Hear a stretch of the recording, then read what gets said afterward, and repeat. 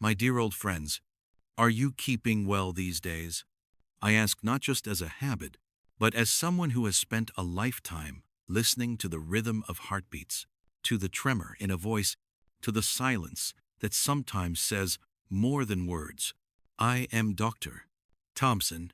For 50 years I worked as a physician, walking through hospital corridors that smelled of antiseptic and hope, watching life appear and vanish between one breath and the next.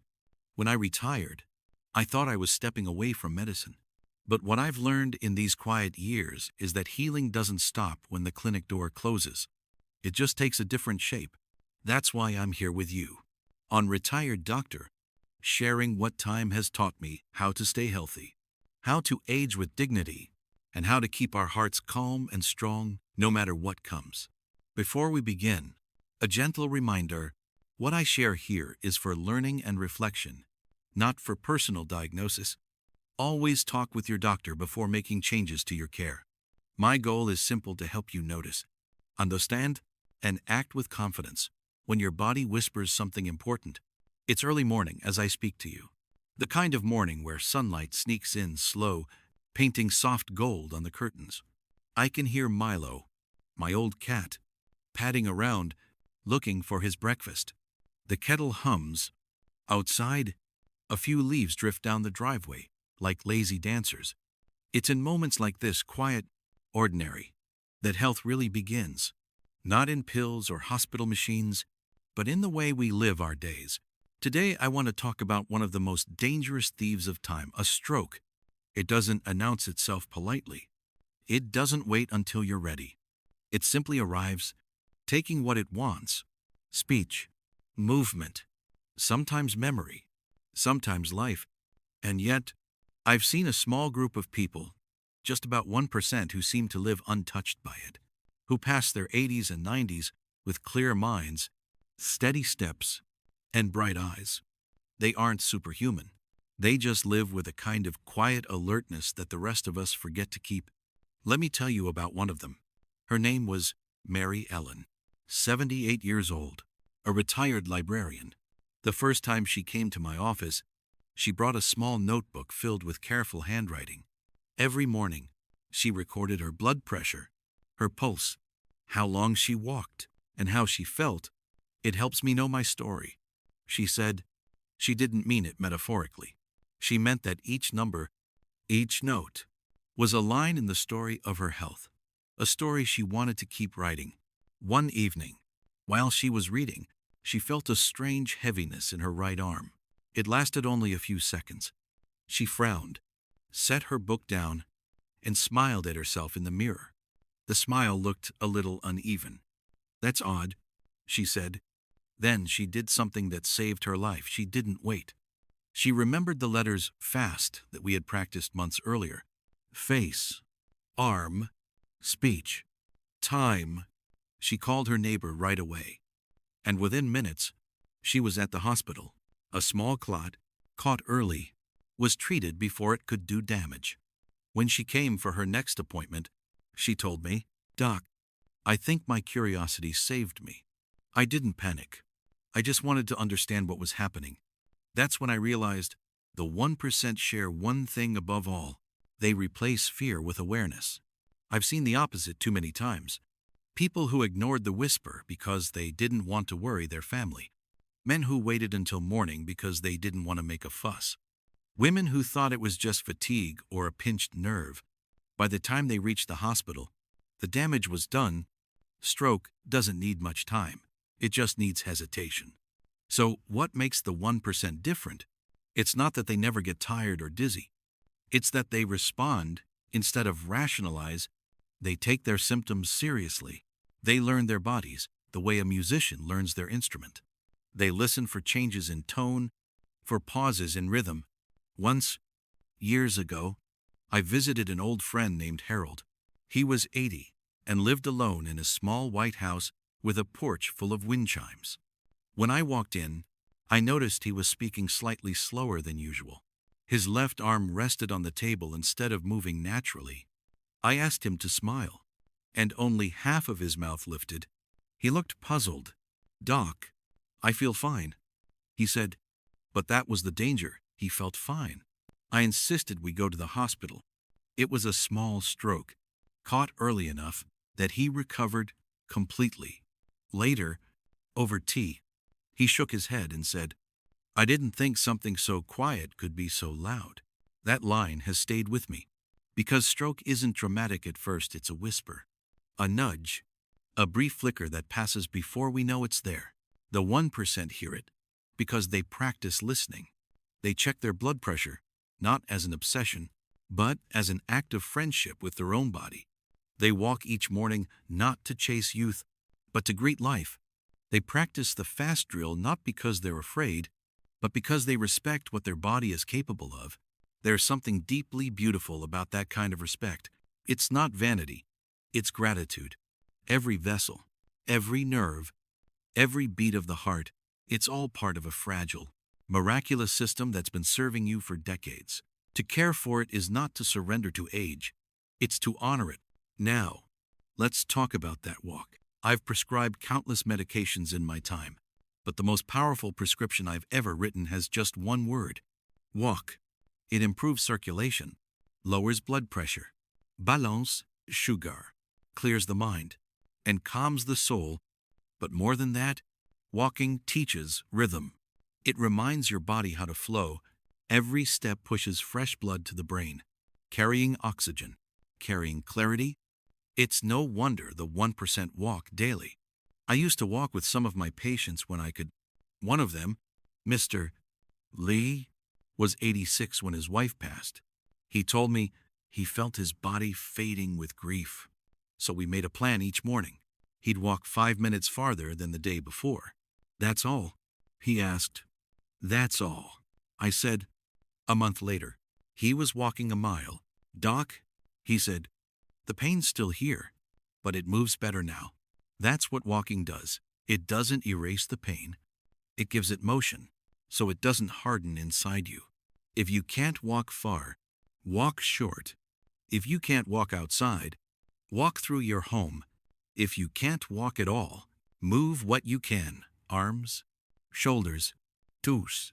What matters is that the blood moves, that life moves. The vessels of the brain love movement. They are like rivers. They thrive when the water flows. They suffer when it stagnates. And if you take only one thing from me today, let it be this: never wait when something feels wrong. If your face droops, if your words stumble, if your arm feels heavy, act fast. Call for help. Time lost is brain lost. But if you act quickly, recovery can be complete. Every second truly counts. I know it's not easy to live with vigilance. Sometimes awareness feels like worry, wearing a doctor's coat. But trust me, there's a calm kind of awareness that doesn't steal your peace. It deepens it. It's the kind of awareness that lets you enjoy your tea without guilt, your morning without fear, your old age without regret. So tonight, when you're brushing your teeth, glance at yourself in the mirror. Smile wide. Lift both arms. Speak a line, any line. The sky is blue, and the grass is green. If it feels right, if everything moves evenly, say, "Thank you." If something feels off, don't wait. Listen to that whisper. Call for help, because the 1%, my dear friends, are not luckier than you. They're just listening. And as the sun rises tomorrow, take that walk. Maybe 5 minutes, maybe 15. Let the morning air greet your lungs. Let your heart find its rhythm. Let your blood remember how to dance. You don't need to be perfect, you just need to begin. Now, as I sit here with Milo curled up beside me, I realize something. The medicine I practiced all my life wasn't just about saving lives, it was about teaching people how to keep living. You, my friends, still have so much life left to live. So walk gently, watch closely, and listen deeply. That is how the 1% stay free of stroke. That is how they stay whole. And if you remember nothing else, remember this: your body speaks before it breaks. Listen while it still whispers. When I look back on the faces I've met through 5 decades of medicine, what lingers isn't the illness, but the quiet courage that surrounded it. You learn, after a while, that the human spirit is more intricate than any anatomy textbook. The body ages, the bones soften, the arteries thicken, but inside there's still that spark that wants to love, to laugh, to remember. That's the part that never retires. A few years ago, I visited an old patient named Margaret. She lived in a small house, just a few streets away from mine, the kind with wind chimes that sang, even when there was barely a breeze. She had survived a minor stroke 10 years earlier. When I knocked, she opened the door slowly, leaning on her cane, smiling with that same lopsided grin I remembered. Her speech had never fully returned to its old rhythm, but her warmth filled every pause. "Doc," she said, "you remember when you told me walking would be my best medicine? Well, I still walk, just slower." Her living room smelled faintly of cinnamon and old wood. On the coffee table, next to her blood pressure monitor, sat a small notebook, the same kind Mary Ellen once used. In neat handwriting, she had written, "Morning, 15 minutes to the mailbox and back. Evening, stretch arms, deep breaths. Tea." She turned toward me, eyes bright. "It's not about the distance anymore," she said. "It's about the motion. The motion keeps the memory moving." I sat with her for a while, and in her presence, I was reminded of something most people forget. Recovery is not about returning to who you were. It's about making peace with who you are now. For so many seniors, stroke leaves behind invisible scars, fear, guilt, or a quiet shame that the body betrayed them. But Margaret taught me that healing doesn't always mean reversing damage. Sometimes it means learning how to dance with what remains. We had tea as the afternoon light slipped in through the blinds. Her hand trembled slightly when she lifted the cup, but she laughed it off. "It's funny," she said. "People used to bring me flowers when I was recovering. I told them, bring me stories instead. Flowers wilt. Stories keep me walking." That stayed with me. Because that's the secret. The 1% seem to share they fill their lives with motion, meaning, and connection. They talk, they laugh, they ask questions, they stay curious. The brain loves curiosity. It lights up circuits, builds new bridges, repairs the old ones. You see, it's not just walking that prevents stroke, it's engagement. Every conversation, every puzzle, every shared cup of tea is like exercise for the mind. Sometimes I think our greatest medicine is attention. When you pay attention to your thoughts, your movements, your breath, you start noticing small shifts before they become storms. You notice when your hand feels different, when your speech hesitates, when your mood sinks. Attention gives you a head start on healing. One winter morning, not long after visiting Margaret, I saw my neighbor, Henry, standing at the edge of his driveway. The air was crisp, his breath fogged in little clouds. He waved me over and said, "Doc, I did what you told me. I started walking every morning. But I found something better than walking." I raised an eyebrow. "Better?" He nodded. "I listen." He pointed to the trees. "When I walk, I listen to the sound of my feet, the birds, the wind. I used to walk for exercise. Now I walk for peace. And peace, I think, is why I'm still here." That was Henry's simple words. Big truth. The body thrives on peace. Stress is a silent hammer that strikes the arteries. Again and again, it raises blood pressure, thickens the walls. Envy trouble? But peace, calm, steady breathing. These are the gentle tools that keep the vessels flexible. You can measure blood pressure with a cuff, but you can also feel it in your spirit. A calm mind brings calm blood. I remember once, in the hospital, watching a nurse take a patient's blood pressure. The patient was nervous. The numbers climbed higher with each reading. I took his hand and said, "Let's breathe together." We inhaled slowly, exhaled softly. For half a minute, the next reading dropped by 20 points. "See," I said, "sometimes the medicine is already in you." That's the wisdom of the 1% they cultivate, calm as deliberately as others take pills. They treat their mornings like rituals. A slow breath, a glass of water, a walk in the sun. They protect those small moments like treasures because they know that small things, repeated daily, carve the pathways of health. As the years pass, you realize prevention isn't dramatic. It's quiet. It's the tea you drink instead of soda, the nap you take instead of another hour of news, the laughter you share instead of another argument. Every small act adds up. I've watched patients change their lives not with grand decisions, but with gentle ones. Let me tell you about George. He was 75 when I met him, a retired carpenter who could fix anything except his own habits. He smoked for 50 years, ate like a teenager, and refused to slow down. When I told him he was a prime candidate for stroke, he laughed. "Doc, I'm too stubborn to die." Then one morning, his stubbornness met its match. His right arm went numb while he was shaving. He didn't fall, but the razor slipped from his hand. His wife rushed him to the hospital, and we managed to treat him in time. When I visited him afterward, he looked at me differently, humbled, quieter. I thought I was invincible. He said, "Turns out, I'm just lucky." That moment changed him. He quit smoking, started walking, began checking his pressure daily. 3 years later, he came to my retirement party with a small wooden plaque he'd carved. It read, "The miracle isn't that you're alive, it's that you can still change." I keep that plaque on my shelf.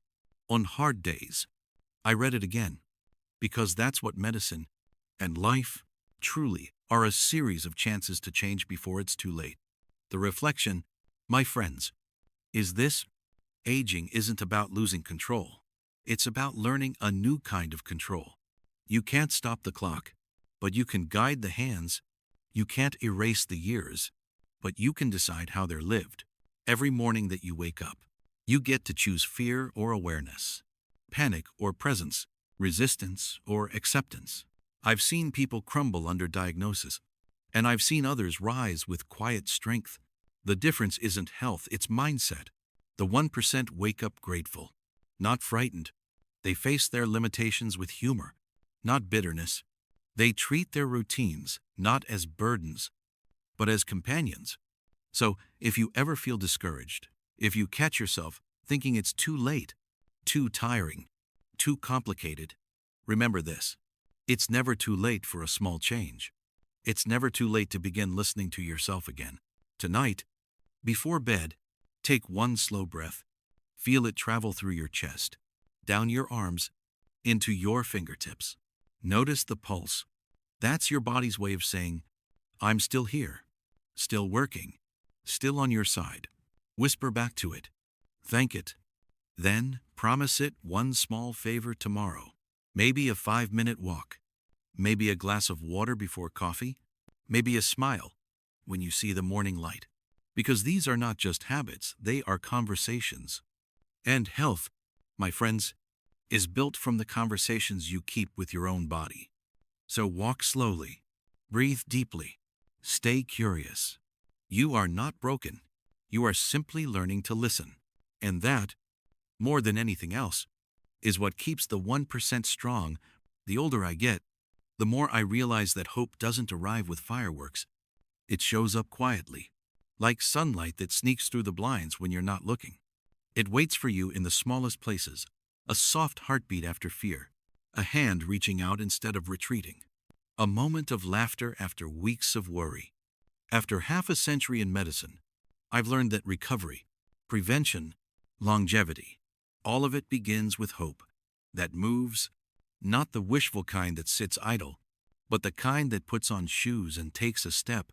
Some mornings, I wake before dawn. The house is still, and Milo, my cat, curls by the window. I make tea, the same black tea I've brewed since my residency days. The steam rises like a patient's breath. I sit, thinking about all the people I've met who refused to give up on their bodies. They were tired, sometimes lonely, sometimes scared, but they kept showing up for life.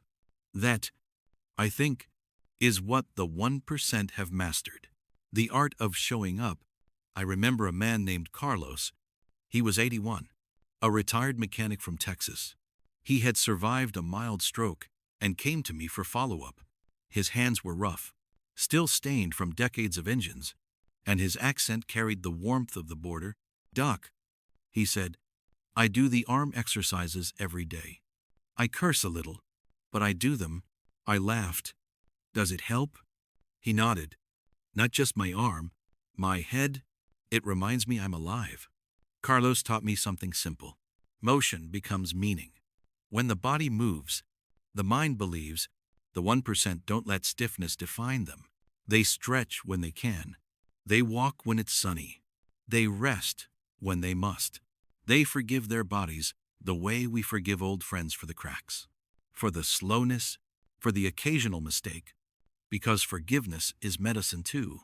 There's a park near my home where I used to take my patients for follow-up walks. These days, I still go there alone. Canaan hummed. The air smells faintly of pine and soil. Children laugh in the distance. A sound that reminds me why we fight to stay healthy, not just for ourselves, but to witness more laughter, to hold more hands, to be part of the ordinary beauty that keeps unfolding. As I walk, I see an older couple on the bench.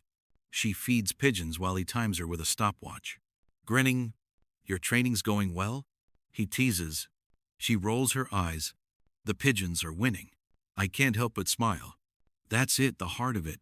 The 1% know that joy is preventive care. Laughter lowers blood pressure better than half the pills I've prescribed. Companionship steadies the pulse. Touch regulates the nervous system. The science is elegant, but the truth is simple. Love heals. Once, in the clinic, I treated a man named Arthur, who came every month just to check his numbers. "I want to make sure I'm in the 1%, he joked. One day, I asked what kept him motivated. He pointed to a photo of his granddaughter taped to his wallet. "She starts college next year," he said. "I want to dance at her wedding." It wasn't fear that drove him, it was love. Fear pushes, love pulls. And love is the stronger force. So if you're listening to me now, and you're tired of warnings, tired of checkups, tired of charts and numbers, remember, health is not punishment. It's permission to live, to taste, to move, to belong. The morning walk is not a chore. It's a conversation with your future self. The blood pressure check is not an obligation. It's a promise. The fast test isn't a burden. It's your safety net. I know growing old can feel like standing in a room where everything slowly fades, the names, the sounds, the faces, but not all fading is loss. Some of it is clearing space for gratitude.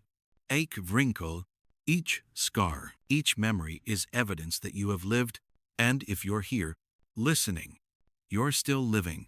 That alone is victory. I've often wondered why some people age like fading light, while others age like deepening gold. Maybe it's because they stop counting what's gone and start cherishing what remains. They notice the texture of morning air, the taste of fresh fruit, the warmth of another hand. They treat health as a craft, not a chore, a daily act of creation. When I turned 80, I thought I would stop practicing medicine. But I realize now, medicine never leaves you. It just changes form. These talks, these stories, these quiet reflections, they are my new prescriptions. And for you, listening now, I prescribe this. Be gentle with yourself. Take one small action each day that reminds you you're alive. It doesn't matter what it is. Walk, stretch, call a friend, watch the sunrise. Every action tells your body, I still choose life. When you wake tomorrow, look out the window before you reach for the news or the phone. Notice the light. Notice your breath. Place a hand over your heart. Feel it steady, faithful, resilient. Whisper thank you. That's the beginning of every recovery, every prevention, every story worth living. And as you step into the day, remember that prevention is not about fear of dying. It's about love of living. The 1% have simply learned to turn love into routine. They love enough to listen, to move, to care, and love, my dear friends, is the ultimate stroke prevention. So go, make your tea, take your walk, Call your neighbor. Practice the fast drill once in a while, just so it's muscle memory. And when you laugh today, let it echo, because each time you do, your heart and brain shake hands again, grateful to still be partners. When I think back on everything we've shared, it comes down to a few simple truths. Your body whispers long before it shouts. Learn to listen. Movement is medicine. Walk. Stretch. Breathe. Calm is power. Let peace lower your pressure, more gently than any pill. Connection heals. Talk. Laugh. Forgive. Love. Awareness saves. Remember fast. Face. Arm. Speech. Time. And gratitude sustains each heartbeat, each sunrise. Each small moment is proof that life continues to choose you. So keep choosing it back. Take one step, one breath, one gentle act of care today. The path to health is not paved with fear. It's walked with curiosity, kindness, and courage. Thank you for spending these minutes with me. I'm Dr. Thompson, and I'll see you on our next quiet morning together.